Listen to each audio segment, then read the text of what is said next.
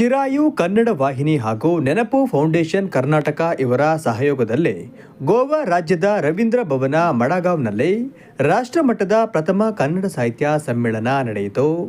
ದೀಪಜ್ಯೋತಿ ಜನಾರ್ದನ ದೀಪಹರಂತು ಮೇ ಪಾಪಂ ದೀಪಜ್ಯೋತಿ ನಮಸ್ತುತೆ ಶುಭಂ ಕರೋತಿ ಕಲ್ಯಾಣಂ ಆರೋಗ್ಯಂ ಧನ ಸಂಪದಂ ಶತ್ರುಬುದ್ಧಿ ವಿನಾಶಾಯ ದೀಪಜ್ಯೋತಿ ನಮಸ್ತುತೆ.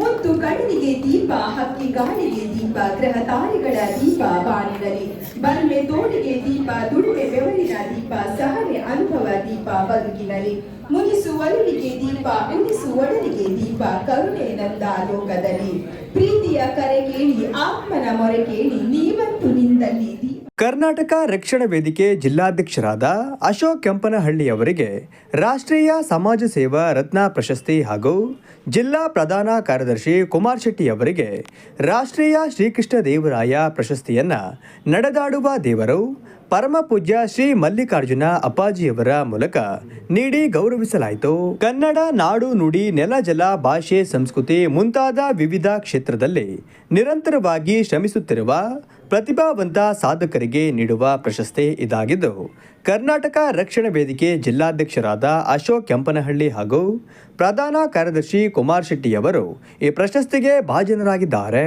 ಬಹಳ ಹೆಮ್ಮೆ ಅನಿಸುತ್ತೆ. ಹಾಗಾಗಿ ಇವರ ಜೊತೆ ನಾವು ಬೆನ್ನೆಲುಬಾಗಿ ಮುಂದೆ ನಿಲ್ತೀವಿ. ಮುಂದೆ ಈ ಥರ ಒಗ್ಗೂಡಿ ಮಾಡೋಣ ಅನ್ನೋದು ನನ್ನ ಇಚ್ಛೆ. ಜಿಲ್ಲಾ ಸಂಘಟನಾ ಕಾರ್ಯದರ್ಶಿ ರುದ್ರೇಶ್ ಸಿಂಹಾದ್ರಿ.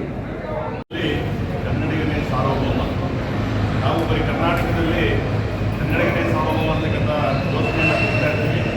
ಆದರೆ ಇವತ್ತು ಗೋವಾದಲ್ಲಿ ಕೂಡ ಕನ್ನಡಿಗರು ವಿಶೇಷವಾಗಿ ಕನ್ನಡ ಸಾಹಿತ್ಯ ಸಮ್ಮೇಳನವನ್ನು ಆಚರಿಸುವ ಮುಖಾಂತರ ವಿವಿಧ ಕ್ಷೇತ್ರಗಳಲ್ಲಿ ಕೆಲಸ ಮಾಡಿದಂಥ 6 ಜನ ಸಮಾಜ ಸೇವಕರನ್ನು ಗುರುತಿಸಿ ಇವತ್ತು ರಾಷ್ಟ್ರೀಯ ಪ್ರಶಸ್ತಿಯನ್ನು ಗೌರವಿತವಾಗಿ ಸಮರ್ಪಣೆ ಮಾಡಿದ್ದಾರೆ.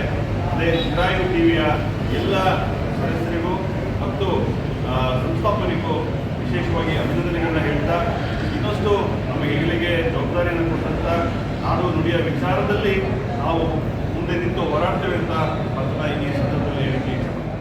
ಸಾಹಿತ್ಯ ಸಮ್ಮೇಳನ ಅಧ್ಯಕ್ಷರಾದ ಇಲಿಯಾಸ್ ಇಬ್ರಾಹಿಂ ಸಾಬ್, ಜಿಲ್ಲಾ ಉಪಾಧ್ಯಕ್ಷರಾದ ಕೋಟೆ ಮಲ್ಲೇಶ್, ಸಂಘಟನಾ ಕಾರ್ಯದರ್ಶಿ ರುದ್ರೇಶ್, ಕಾರ್ಯದರ್ಶಿ ಯುವರಾಜ್, ಮಧು, ಅಶೋಕ್, ಸಾದಿಕ್, ಮಂಜುನಾಥ್ ಮುಂತಾದವರು ಉಪಸ್ಥಿತರಿದ್ದರು.